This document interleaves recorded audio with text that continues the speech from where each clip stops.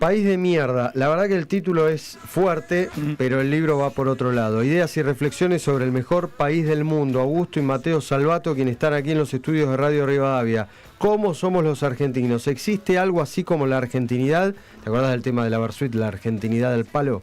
¿Estamos destinados al fracaso y la inviabilidad o podemos reconstruir el sueño? Se lo vamos a preguntar a nuestros invitados, a Augusto y a Mateo Salvato. Mateo es más joven que Augusto. 5 años de diferencia. 5 años. Bueno, Augusto, vamos a empezar entonces por Mateo, que es más joven. Mateo, ¿por qué se te ocurrió escribir este libro con este título tan polémico con Mateo Salvato? Bueno, sinceramente, primero gracias por la invitación, un placer estar acá. Se nos ocurrió, nosotros veníamos de escribir un libro juntos con mi hermano, con Augusto. Veníamos a escribir un primer libro llamado La Batalla del Futuro, que arrancó, en realidad fue una idea que nos planteamos en casa, como diciendo, che, estaría bueno escribir un libro, ¿no? Y Augusto, que se le da muy bien escribir, me dice, che, mira, a la semana siguiente se me ocurrió este índice. Le digo, uy, qué buena onda. Y ahí se nos ocurrió la idea de escribir un libro. Nunca pensamos que escribir bien ni nada, era un concepto. Pero lo escribimos con un objetivo muy puntual, que era mostrar la ventana de oportunidad muy grande que tenía Latinoamérica, tiene Latinoamérica, en términos de tecnología, economía de conocimiento, ciencia y demás. Había un pequeño apartado del libro que trataba específicamente sobre la Argentina. Es un tema que a nosotros nos cruza mucho y que hablamos mucho y debatimos mucho esto de que Argentina no es un país de mierda. Y debo darle el crédito a mi hermano, el título se le ocurre a él. Y un día me dice, después de 2 años de haber sacado nuestro primer libro, que fue un bestseller, le fue muy bien, dijimos, che, en el momento en el que estamos estaría bueno escribir un libro sobre el país, ya no sobre Latinoamérica, sino sobre nosotros, sobre los argentinos, y sobre por qué nosotros, tanto estudiando la historia como el presente, como el potencial futuro, creemos que la Argentina tiene un futuro interesante si decidimos jugar las piezas de la forma correcta, y que puntualmente no somos un país de mierda. Claramente el título es una sátira y trata un poco de satirizar a ese término que usamos todos los días, casi que en un tono de burla, ¿no? Porque nos parece a nosotros que es errado, totalmente errado. Augusto, ¿cómo te llevas con tu hermano? Además de escribir libros, ¿se comen un asado juntos o...? Sí, que digan las edades. A mí me toca hacerlo generalmente, pero sí, comemos asado juntos, nos llevamos bien. El proceso de escribir a 4 manos, desde luego, es complicado, o sea, requiere... ¿Hay algún párrafo, algún título que dijeron, no, pará, en esta no te la negocio? No, bueno, con el título en realidad, o sea... tanto con la editorial como con el subsello que nosotros creamos, que se llama Usina del Conocimiento, que tiene el objetivo de difundir ideas sobre ciencia, tecnología, economía del conocimiento, y con una mirada optimista del futuro, que en el tiempo en el que estamos a nivel global es algo bastante contracultural, tener una mirada optimista sobre el futuro. Hubo muchos debates sobre qué pasaba con el título. De hecho, había incluso quienes... nos decían, che, mira, te sugiero que en vez de poner país de mierda, le pongas país de M puntos suspensivos o no sé qué. Y la verdad que nosotros el objetivo que teníamos era generar una discusión con esto, o sea, plantear un debate. Es decir, cuando nosotros hablamos y escuchamos permanentemente la idea de que el país es una mierda y la cosa pasa, o sea, como, bueno... hay gente que lo debate, che, para mí sí, para mí no.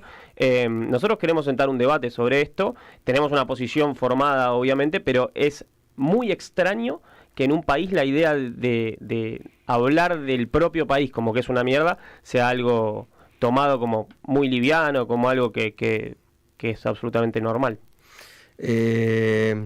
Bueno, y en relación con eso, comentábamos antes de empezar el programa y al arrancar el programa, yo vengo de unas vacaciones, unos días afuera en el norte argentino.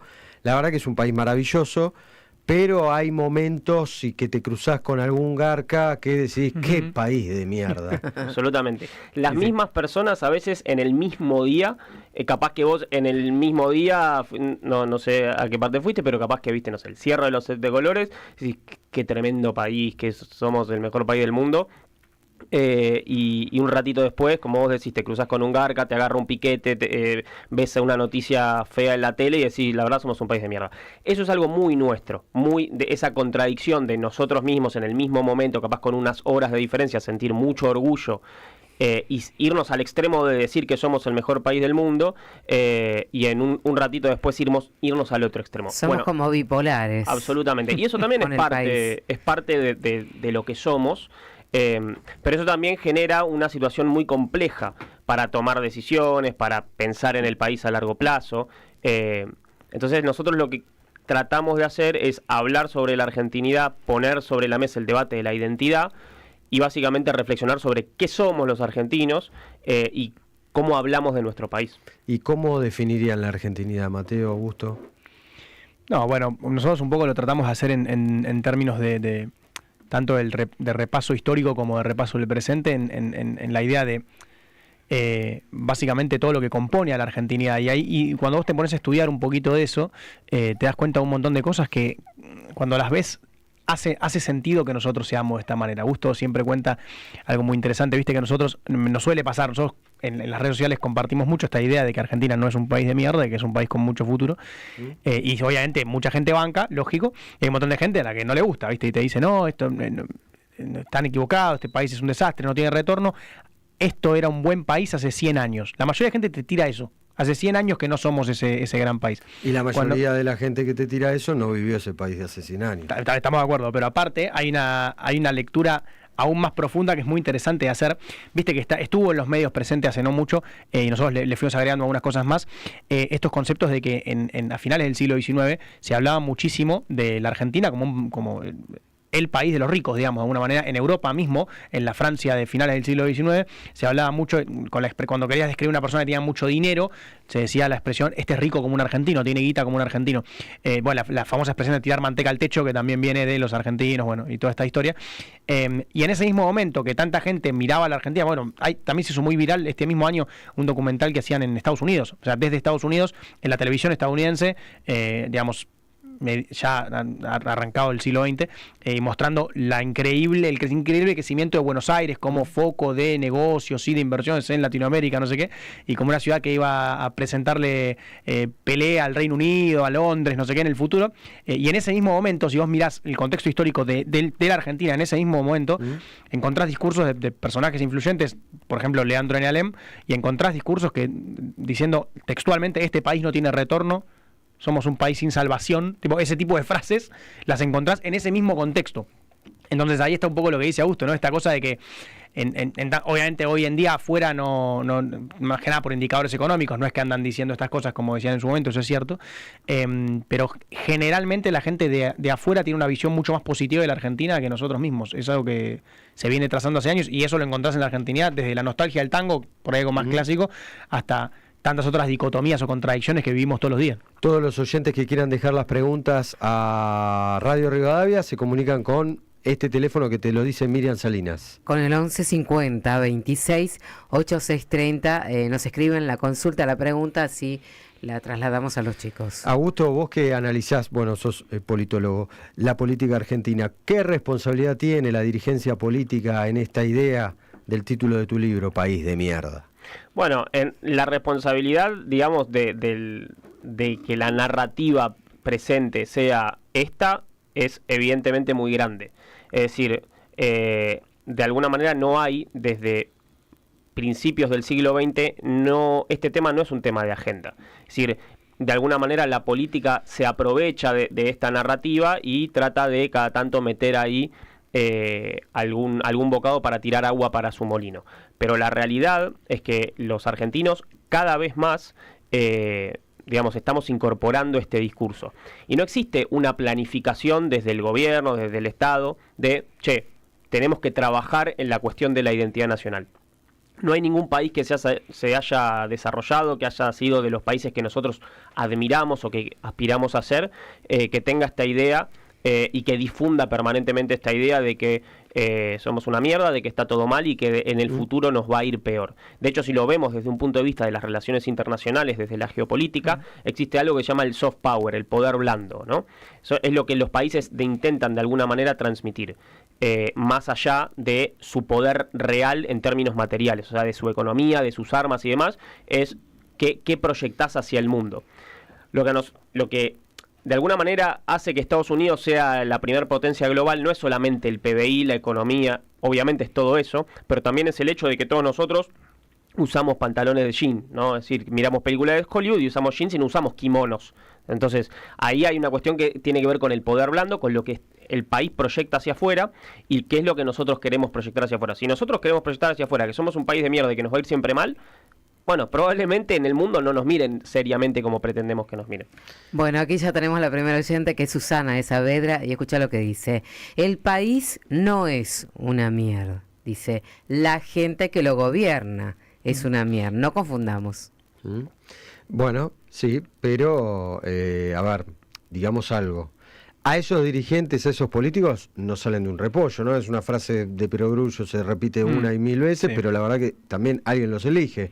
¿No, Mateo, Augusto? Sí, pero es verdad, Augusto recién tocaba un punto importante, ¿no? Que es un comportamiento colectivo en un montón de aspectos. Obviamente no vamos a culpar a la sociedad de que haya políticos que roben, porque lógicamente no tenemos nosotros la culpa, pero es cierto que si mirás muchas veces una repetición de prácticas o la Argentina tiene tal vez un concepto muy, muy arraigado del sálvese quien pueda también, que es algo que hay muchos otros países, no sé, no quiero poner los ejemplos de Corea e Israel como siempre, pero bueno, son grandes ejemplos de esto de, che, estamos en un mal momento, a ver cómo hacemos todos para ponerle el hombro a los demás. Eso por ahí es una cosa que culturalmente a nosotros nos falta un poco, pero qué sé yo, la verdad es que obviamente es obvio y lógico lo que decía Augusto recién de culpar a la política, porque es primero tiene gran responsabilidad la dirigencia, y segundo, obviamente lógico, es la cara visible de un Estado. Cuando vos funciona, no sé, tenemos la inflación que tenemos y demás, es lógico que te desquites con la política porque tiene gran responsabilidad, pero también hay un trabajo de digamos, mirar hacia adentro, mirarnos como sociedad, que también es importante, que no todos los males solamente vienen de ese lado, sino que obviamente también tenemos que muchas cosas para mejorar nosotros en lo social, en lo cultural, en el sector privado mismo. O sea, nosotros venimos del sector privado, yo tengo una pyme y también decís, bueno, también hay mucho que podríamos hacer del sector privado para ayudar a que esto mejore. Hay un montón de cosas. Yo creo que tiene mucho que ver con una narrativa nacional, es lo que decía Augusto, o un cambio de dialéctica en esto de que, che, es muy difícil que si vos desde que un pibe tiene 2 años lo criás todo el día diciéndole que este país es una mierda y que acá no va a tener futuro, es muy difícil que ese pibe, ni hablemos ya de un inversor que está afuera y quiere venir a poner plata acá, ¿no? Pero ese ya lo perdiste a los 2 segundos, pero nunca esperes que ese pibe vaya a decir, che, qué ganas de tratar de emprender, crear, hacer en Argentina. Y también hay otra visión contrapuesta que es lógica, que nos pueden decir muchas veces y que tiene sentido, che, pará, Mateo, Augusto, pero hay un 40 y pico % de pobreza, hay una cantidad de chicos que hoy se van a ir a dormir con hambre, a pesar de lo que diga Cerrutilandia. Un montón de variables que obvio no se pueden ni se intentan ocultar. El punto en realidad es el inverso, la pregunta es al revés. Che, a esos pibes, imagínate que ya viven toda esa situación que es súper compleja, que nadie la niega ni la oculta, es verdad, y es una tristeza y es un gran flagelo de nuestra sociedad y de la Argentina, y es una gran irresponsabilidad de no sé, digo nuestra, pero de todas las dirigencias durante todas las últimas décadas, de con los recursos que tenemos, que eso sea una realidad. Pero fuera de eso yo hago la pregunta siempre inversa, que es, ese pibe, con todas esas problemáticas, con todo eso que sufre, encima tiene que prender la tele, la radio, abrir Twitter, abrir Instagram, y que todo el mundo alrededor le diga que si no se toma un avión o saca el pasaporte español del abuelo o va a la del tío en Miami, no va a tener futuro de ninguna manera. Entonces es un poco... Ahí Augusto te pide la palabra, sí, porque estamos transmitiendo en vivo. ¿Por dónde? En nuestro Salinas? Instagram, @porlasbuenas AM630. Bueno, bien. Lo podés ver por YouTube el programa, lo podés escuchar sintonizando a AM630 y además por el Instagram de Por las Buenas, que ustedes le dan bolilla a las redes sociales, obviamente. Uh-huh. Sí, son una herramienta fundamental para la difusión. Para absolutamente todo, sí. No, pero justo cuando estaban hablando del tema de la política como algo que pasa allá, ¿no? Lejos de todos nosotros, y nosotros ciudadanos que estamos como de otro lado. Hace más de 100 años, Leandro Alem decía esto. Nosotros tengo el libro, lo estoy leyendo textual para no equivocarme con nada, que es Leandro Alem decía: dejad esa tendencia de esperarlo todo de los gobernantes y graben en vuestra conciencia la convicción de que ese proceder rebaja el nivel moral de los pueblos. Es decir, nosotros como pueblo también tenemos una responsabilidad. Obviamente las responsabilidades son distintas en función de lo que cada uno hace, pero la política no solamente es ir a votar cada 4 años o presentarse para un cargo. Es decir, plantear un debate es hacer política, y eso también implica sentar una posición, generar un reclamo, decir, che, esto que está sucediendo no me gusta y voy a salir a cambiarlo, ¿qué hago yo para cambiarlo desde mi lugar? Que ese lugar no tiene que ser ocupar una banca en el Parlamento, puede ser estar acá hablando en este momento. Eso es una responsabilidad muy grande que tenemos como sociedad. Y como decía Lem, digo, los pueblos que esperan todos los gobernantes o que esperan que los gobernantes cambien para que entonces vaya a ser mejor el país, se van a quedar esperando. Miriam Salinas. Sí, Carlos de Cava dice, ¿cómo se hace para cerrar la grieta o para lograr un pacto entre todos para salir adelante? Bueno, si la verdad, honestamente, si nosotros supiéramos cómo hacer eso, no sé, estaríamos buscando lograrlo. Pero creo que más allá de la idea de cerrar la grieta, porque mucha gente dice, bueno, a ver, yo no pienso en nada como piensa esta persona y no tengo por qué juntarme a hacer un pacto con esa persona. Y bueno, eso es un pensamiento válido. Ahora, el punto es que todos nosotros logremos tener una idea de hacia dónde queremos que vaya nuestro país, más o menos ordenada, ponernos de acuerdo sobre cómo hablamos de nuestro país y hacia dónde lo queremos llevar adelante, y en función de eso, como movimiento ciudadano y sin meternos nosotros en las discusiones de las internas de partidarias, hagamos cosas por la Argentina. Es decir, creo que es mucho más importante generar un movimiento ciudadano que los políticos se pongan de acuerdo. Si la sociedad se ordena, se va a ordenar también de la política. Ahora Mateo es el que te pide la palabra. Sí, por favor. No, ¿sabes por qué? Porque la pregunta de Carlos me encanta porque creo que nos las hacemos muy poco. Y yo le agrego una pequeña cosita, tal vez más casi que estadística o demográfica que otra cosa, que es a una proyección a futuro. Yo creo que nos cuesta mucho también pensar en términos de 30, 40, 50 años, por razones obvias. Pero me parece que hay una forma puntual, creo yo, de combatir a largo plazo esto de la grieta o el odio constante, cuasi guerrillero contra la gente que vota en contra, entre comillas, de lo que vota uno, que es, bueno, tratar de empezar por los pibes, ¿no?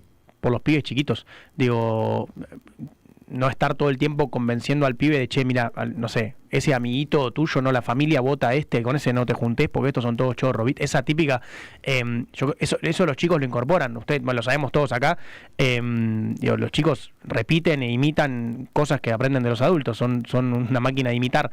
Entonces, yo creo que un buen primer paso para un adulto con chicos chiquitos es intentar hacer el esfuerzo, que yo sé que es difícil por la bronca de todos los días, la economía, los piquetes, todo esto que hablábamos antes, pero tratar de hacer el esfuerzo de che, esta persona por ahí vota otra cosa, no sé, por un trasfondo que tiene en su vida, por no sé, por los padres, porque los padres votaban esto, entonces no significa que porque vota una persona o es un oligarca o es un chorro o es un mal tipo, en realidad por ahí es lo que cree y simplemente te puedes tratar de sentar a conversar. Es complicado, pero yo creo que si los pibes chiquititos empiezan a escuchar eso más frecuentemente, es muy probable que cuando tengan 40 años al menos no detesten al flaco que votó otra cosa, ¿no?